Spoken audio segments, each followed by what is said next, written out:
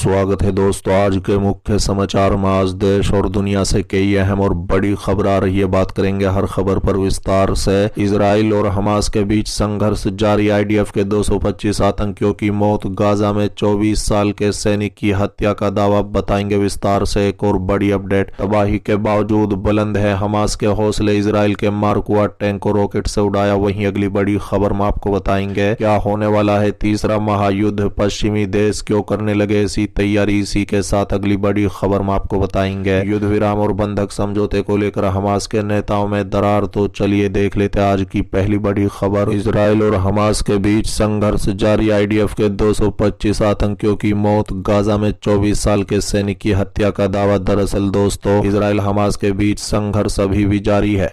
इस लड़ाई में अब तक इजरायली रक्षा बलों के 225 आतंकियों की मौत हो चुकी है। बता दें कि इजराइल और हमास के बीच संघर्ष की शुरुआत पिछले साल 7 अक्टूबर को हुई थी, जब अचानक गाजा से इजराइल पर 5000 से ज्यादा रॉकेट दागे गए थे। इसके बाद से हिजबुल्लाह इजरायली शहरों और चौकियों पर लगातार हमले कर रहा है। इजराइल के साथ लगी लेबनान की सीमा से हिजबुल्लाह इजराइल के खिलाफ लगातार कार्रवाई कर रहा है। हर रोज इजराइल के आतंकी सैनिकों पर गोलीबारी की जा रही है। हालांकि हिजबुल्लाह को बार बार इन सब से दूर रहने की चेतावनी भी दी गई है। फलस्तीनी स्वास्थ्य मंत्रालय के मुताबिक इजराइल हमास संघर्ष 7 अक्टूबर 2023 से शुरू होने के बाद से गाजा पर इजरायली हमलों में करीब 27,019 लोगों की मौत हो चुकी है। इन हमलों में 66,139 लोग घायल भी हुए हैं। बता दें कि उधर अल जजीरा की रिपोर्ट में दावा किया गया है कि 7 अक्टूबर 2023 को हमास के हमले में इजराइल में मरने वालों की संख्या 1139 पर पहुंच गई है। चलिए अगली खबर। तबाही के बावजूद बुलंद है हमास के हौसले। इजराइल के मार्क 1 टैंक को रॉकेट से उड़ाया। दरअसल दोस्तों, तबाही के मिशन पर निकला गाजा के खान यूनुस में सड़क से गुजरता इजरायली टैंक अचानक ही एक घर में छिपे हमास के जंगजू के रॉकेट का शिकार बन गया। बता दें 7 अक्टूबर से जारी जंग में भले ही हमास बैकफुट पर है, पर वो हार मानने को भी तैयार नहीं है। बता दें कि उसके मंसूबे को दिखाती दूसरी घटना इजराइल के तेल अवीव की है, जहां एक के बाद एक कई रॉकेट दागे गए। इसके बाद यहां लोगों को अलर्ट करने के लिए सायरन बजाना पड़ा। हालांकि इजरायली सेना ने हमास के कई रॉकेट को हवा में ही नष्ट करने का दावा किया है। बता दें कि हमास के हौसलों से साफ है कि वो गाजा में जान माल के भारी नुकसान के बावजूद लड़ाई जारी रखेगा। दूसरी तरफ इजरायली सेना ने भी खान यूनुस में हमास पर हमले की लाइव तस्वीर जारी की है। बता दें कि गाजा के वेस्ट बैंक के एक अस्पताल में भेष बदलकर इजरायली सैनिकों ने छापेमारी की। वहां वो मरीज और डॉक्टरों की ड्रेस पहनकर घुसे थे। इस छापामारी के दौरान इजरायली सैनिकों ने हमास के कई जंगजू समेत 3 लोगों को मार गिराया। हमास और इजरायल के बीच संघर्ष को 4 महीने हो गए हैं, लेकिन गाजा पर हमले लगातार जारी है।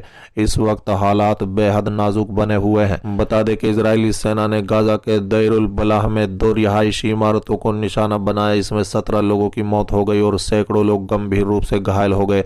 सभी घायलों को अलग सा अस्पताल में भर्ती कराया गया है। हालांकि वहां इलाज के लिए पर्याप्त सुविधा नहीं है। बता दें कि गाजा में इजरायली हमले के बाद से हालात बेहद नाजुक बने हुए हैं। राफा और गाजा के दूसरे हिस्सों में शरण लिए हुए फिलिस्तीनियों को मिलने वाली मानवीय मदद में भारी कटौती की जा रही है। ब्रिटेन, इटली, नीदरलैंड और फिनलैंड जैसे कई देशों ने संयुक्त राष्ट्र की एजेंसी को फंडिंग बंद कर दी है। आरोप लगाया गया है कि इसके कुछ कर्मचारी हमास से मिले हुए हैं। बता दें कि गाजा में मरने वालों का आंकड़ा 26,000 के पार पहुंच गया है। इसको लेकर दुनिया भर में प्रदर्शन का दौर भी जारी है।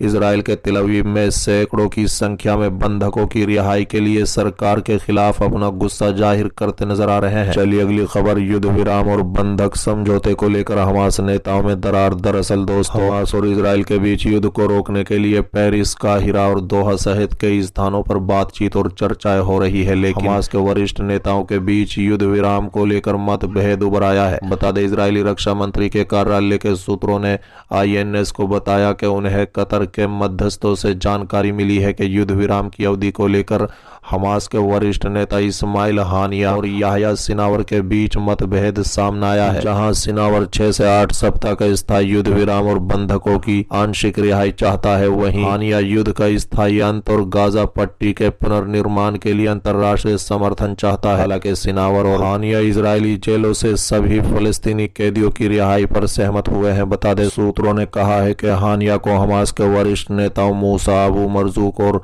खलील अल अहया का समर्थन समर्थन प्राप्त है, जबकि सिनावर को कथित तौर पर हमास के सैन्य प्रमुख मोहम्मद दीफ का समर्थन प्राप्त है। सूत्रों के मुताबिक हमास के शीर्ष नेतृत्व में आंतरिक मतभेद ने कतर और मिस्र के वार्ताकारों को नाराज कर दिया है। हमास द्वारा हिरासत में लिए गए 253 बंधकों में से 105 के समूह ने 24 नवंबर से 1 दिसंबर तक एक सप्ताह के युद्ध विराम के दौरान रिहा कर दिया। दूसरी ओर इजराइल ने इस अवधि के दौरान 324 फिलिस्तीनी कैदियों को रिहा कर दिया।